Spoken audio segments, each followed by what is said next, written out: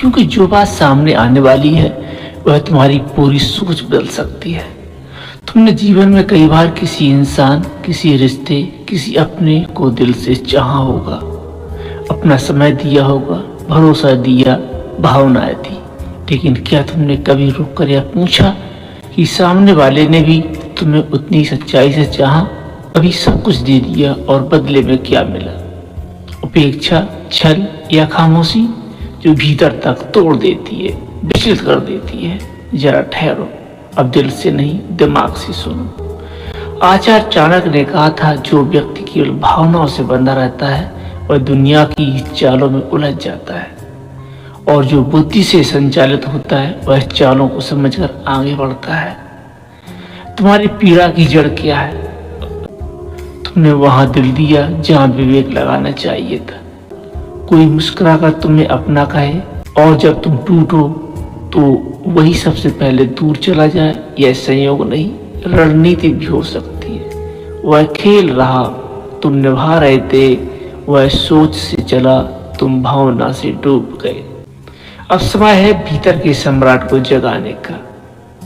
आचार्य चाणक्य कहते हैं, अध्याय 1, मौन की शक्ति। जो लोग समझते हैं कि चुप रहना कमजोरी है, पर इतिहास गवाह है सबसे बड़े निर्णय शोर में नहीं, मौन में लिए गए हैं।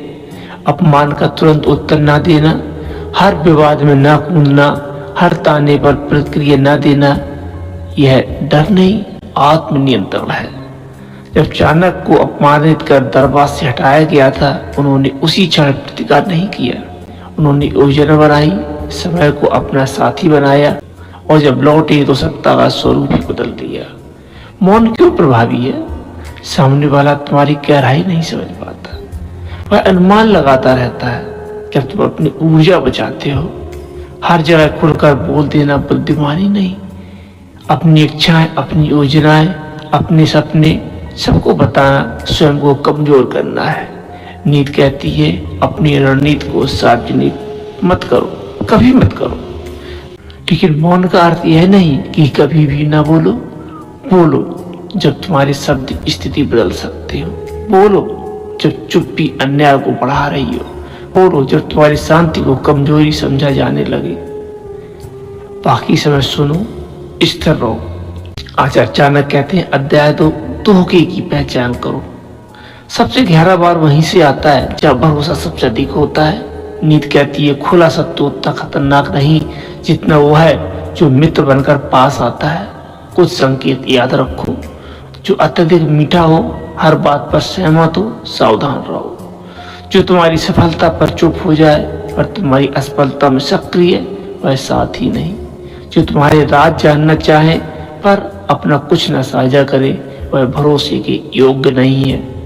विश्वास का धीरे धीरे मारता है, इसलिए आंखों से नहीं समझ से परखो। क्षमा महान है, पर बार बार स्वयं को चोट पहुंचाने देना बुद्धिमानी नहीं। आचार्य कहते हैं, अध्याय 3, चेहरे पढ़ने की कला सीखो। नेतृत्व केवल शब्दों से नहीं, निरीक्षण से आता है। दरबारों में कई लोग मधुर मुस्कान लेकर आते थे, पर एक गहरी दृष्टि उनके इरादों को पहचान लेती थी। चेहरे, आंखें, आवाज का उतार चढ़ाव सब कुछ संकेत देते हैं। जो बहुत जल्दी खुलने की कोशिश करे, उसका उद्देश्य समझो। जो आंखें चुराए, संभव है कुछ छुपा रहा है। जो हर बात में हाँ कहे, वह या तो निर्बुद्धि है या अत्यंत चतुर। जो हर समय चुप रहकर सब देखता सुनता है, वह निष्क्रिय नहीं अवलोकन कर रहा है। मनुष्य को पढ़ना सीखो, भावनाओं से नहीं, संकोचों से, उसकी चाल से, उसकी मौनता से। आचार्य कहते हैं, अध्याय 4, बिना लड़े जीतना सीखो। कल्पना करो कोई तुम्हारे विरुद्ध षड्यंत्र रच रहा है, तुम्हें उकसा रहा है, चाहता है कि तुम क्रोधित हो जाओ। यदि तुम गुस्से में प्रतिक्रिया दोगे तो वही चाहता था, वह तो वही चाहता था। यह रणनीति का हिस्सा था उसकी अधीरता को बढ़ने दो, उसकी कमजोरी पहचानो। लालच, अहंकार, भय या क्रोध, उसे विश्वास दिलाओ कि वह जीत रहा है। अहंकार व्यक्ति को अंधा कर देता है, और अंधे को गिराना कठिन नहीं है, बहुत आसान है। सबसे बड़ा आक्रमण कई बार प्रतिक्रिया ना देना होता है। जब सामने वाला शोर चाहता है और उसे शांति मिले, वह अस्थिर हो जाता है। यदि शत्रु आग है तो हवा मत बनो, जल मत बनो जो बुझा दे। अचानक का अंतिम विचार है, जीवन युद्ध भूमि नहीं पर रणनीति से जीतना आवश्यक है। चाणक्य का अंतिम विचार, चाणक्य ने अंतिम विचार में कहा है, यदि जीवन युद्ध भूमि नहीं पर रणनीति से जीना आवश्यक है। हर बात दिल से करने वाला व्यक्ति बार बार टूट सकता है, पर जो भावना और बुद्धि से संतुलित रखता है वह स्थिर रहता है, हमेशा स्थिर रहता है। सच्ची जीत शोर से नहीं, संयम से मिलती है। सच्ची ताकत क्रोध से नहीं, नियंत्रण से आती है। और सच्ची समझ वही है जो तुम्हें भावनाओं का दास नहीं, विवेक का स्वामी बना दे। अब निर्णय तुम्हारा है, क्या तुम फिर से केवल दिल से चलोगे या अब समझ के साथ आगे बढ़ोगे।